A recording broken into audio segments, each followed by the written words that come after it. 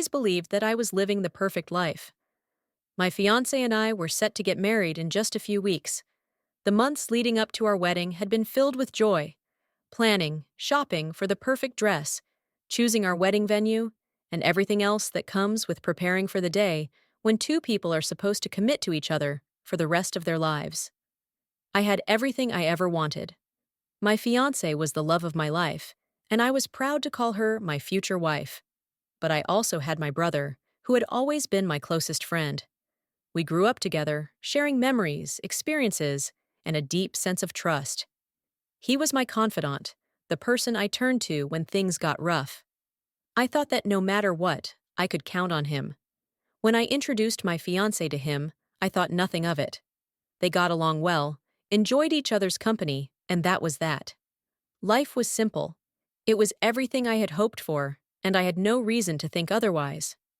As the wedding day approached, I felt a sense of contentment that I'd never experienced before. We had all the pieces in place: love, family, and a future together. I had always been a man who trusted those closest to me, and I took pride in the relationships I'd cultivated with my family and friends. But little did I know, everything was about to fall apart. My perfect life would be shattered in the most painful way imaginable, and the people I trusted the most would betray me in ways that would forever change my perspective on love and loyalty. It started out as just another ordinary day. I had spent the morning running errands for the wedding, finalizing details with the event planner, and getting everything in order. My fiancé had taken the day off work to handle some things for herself, and I was planning to surprise her with a special dinner to ease her pre-wedding nerves. I was excited. Everything felt right. But when I walked through the door that evening, everything changed. I immediately sensed something was off. There was an odd tension in the air, something that made me stop in my tracks. It wasn't just the usual chatter or the comfortable silence I'd grown used to with my fiancé. The atmosphere was thick with an unspoken discomfort. I walked into the living room, and that's when I saw it. My fiancé and my brother, both looking guilty and anxious, sitting uncomfortably on the couch. I had never seen them like this before. At first, I thought it might have been something trivial, maybe a misunderstanding. But then it happened. They told me.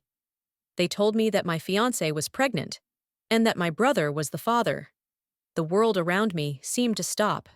The words didn't even fully register at first. I felt like I was in some sick, twisted nightmare. How could this be happening? My own brother? The one person I trusted most in this world? And my fiancé, the woman I was about to marry, had betrayed me with him. They tried to explain, but I couldn't hear them. The shock was too overwhelming. My mind couldn't process what they were saying.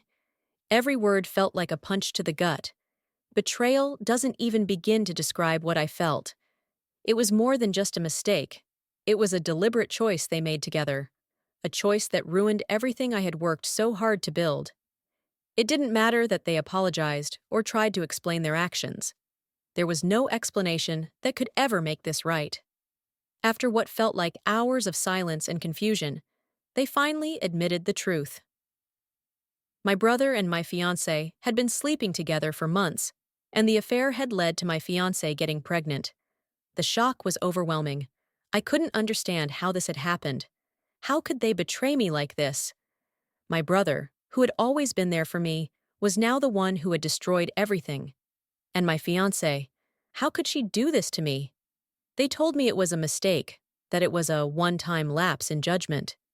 My fiancé claimed she was confused, that it was a moment of weakness when she felt distant from me.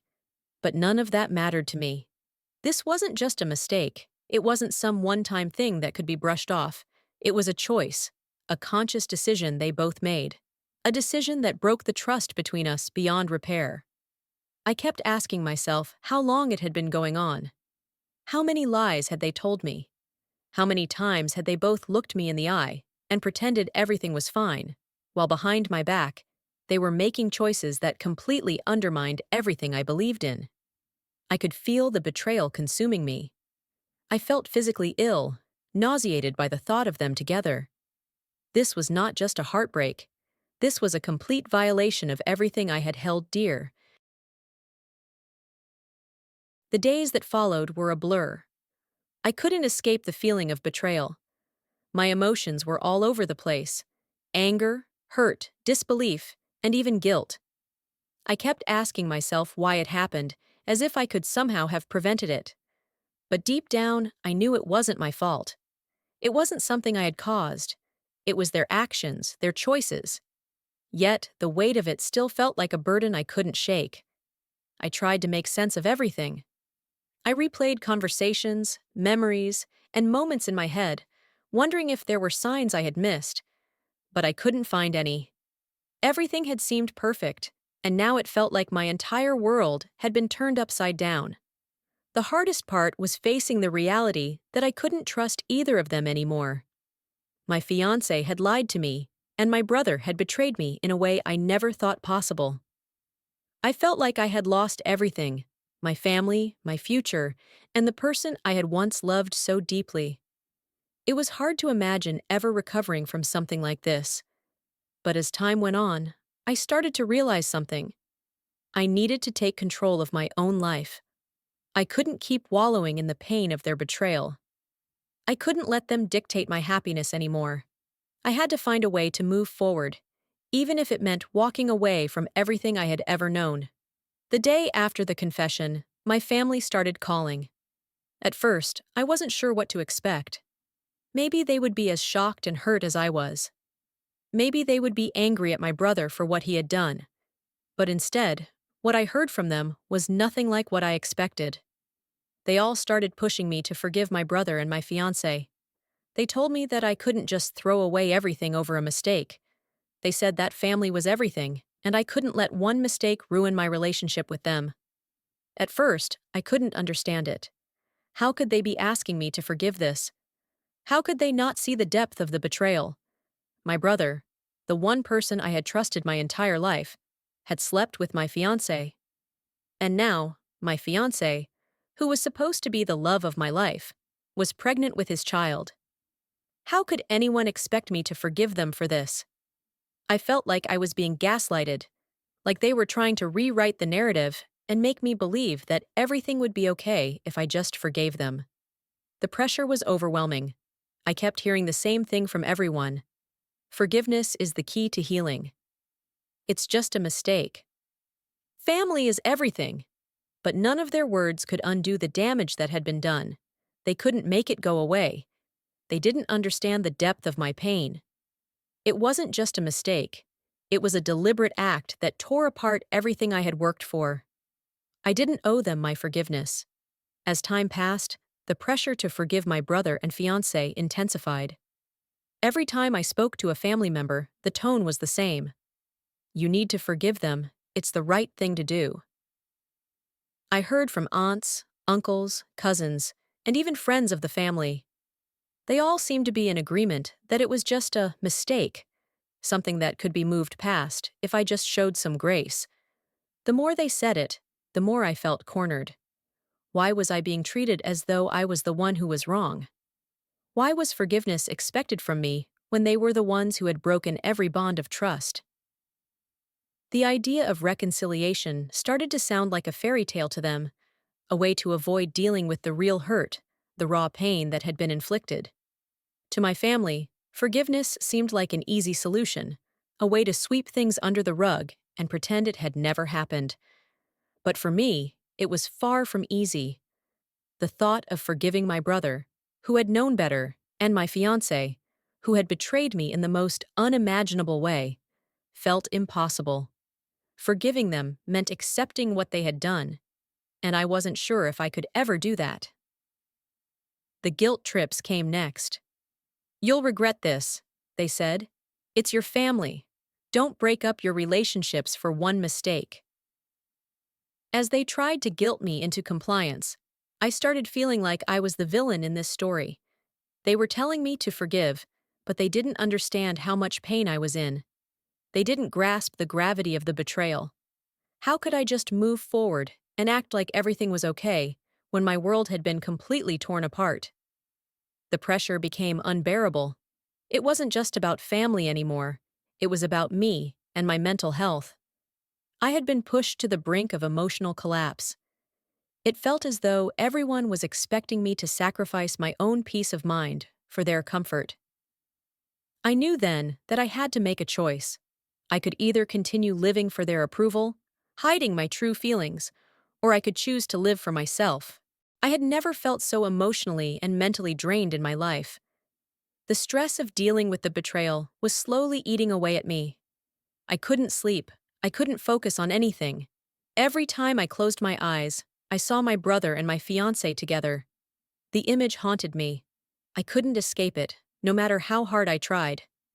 I kept replaying the conversations, wondering what I could have done differently, or if I had missed something. But the truth was, there was nothing I could have done. They had made a choice, and that was something I had no control over. The constant arguments with my family only made things worse. They insisted I needed to forgive, but they didn't understand the weight of what I was going through. How could they possibly grasp the depth of my hurt when they hadn't been the ones betrayed? I had to keep my emotions locked inside, pretending I was okay, but it was killing me. It felt as though I was drowning in a sea of anger, sadness, and confusion. I started questioning my worth. Was I not good enough? Had I done something to deserve this betrayal? But deep down, I knew this wasn't my fault. I hadn't asked for this. They had chosen to hurt me. Yet, I couldn't shake the feeling that my world had been shattered beyond repair. I was stuck in an emotional breakdown, constantly fighting to stay afloat, but the weight of it all was beginning to pull me under. One day, after another long and exhausting conversation with my family, I finally reached my breaking point. I had tried to be patient, to be understanding, but it had become too much. I couldn't keep pretending to be okay. I couldn't keep letting my family make excuses for what my brother and fiancé had done. I was tired of being told to forgive when my feelings were being completely disregarded. In the heat of the moment, I snapped. I told them to fuck off. I was done with the guilt, the manipulation, and the pressure. I was done pretending everything was fine. It was the first time in weeks that I had truly felt a sense of empowerment. For the first time, I realized that I didn't have to follow the narrative they wanted me to accept. I didn't have to forgive them just because it was expected. I had a right to feel hurt, angry, and betrayed. My family was shocked, but I didn't care. I had to stand up for myself, even if it meant hurting those who were supposed to support me. I realized that if I didn't take control of my own life, no one else would. I had been suffocated by their expectations for too long, and I wasn't willing to live like that anymore. The moment I stood up for myself was both liberating and terrifying. I knew that my actions would likely sever ties with my family, but in that moment, I felt free. For the first time in what felt like forever, I was finally taking care of myself. After the confrontation with my family, I decided I couldn't stay in the same place anymore. The weight of the betrayal and the constant pressure to forgive had become too much for me to bear. I needed a fresh start, away from the toxic relationships that had been weighing me down. I packed my things and left. It wasn't easy, but I knew it was the right decision. The house, once filled with memories of my fiancé and brother, now felt like a prison. I needed to put distance between myself and everything that had caused me so much pain. I found a small apartment in a new city, somewhere far from the life I had known. It was daunting, but it was also an opportunity for a new beginning. In the weeks that followed, I took time to focus on myself. I started therapy to work through the anger, pain, and betrayal. Slowly, I began to rebuild my sense of self-worth. I was learning to trust again, but not in the way I had before. This time, I was putting myself first. For the first time in years, I wasn't living for anyone else's approval. I was living for me. Leaving my old life behind was both terrifying and freeing. In a new city, alone in an unfamiliar apartment, I felt the weight of loneliness, but also a sense of peace. I began focusing on things I had neglected, like reading and hiking, and slowly rebuilt my self-esteem. My family didn't understand why I couldn't forgive my brother and fiancé. The pressure from them made me feel guilty, but I realized that forgiveness was a personal choice. If it meant losing family members, I accepted it because I had to protect my peace. Over time, the anger faded, and I accepted that I couldn't change the past. I learned that forgiveness wasn't about excusing their actions, it was about freeing myself. I found closure within, not through their apologies. I rediscovered parts of myself, took up new hobbies, and made new friends. I realized I didn't need anyone's approval to feel whole. As time passed, I became more confident, living life on my own terms. One day, I received a heartfelt letter from my mother, expressing sorrow and a wish to repair our relationship. While I appreciated it, I had already moved on. I chose not to respond, knowing I had found peace. Years later, I found a new job, traveled, and grew stronger.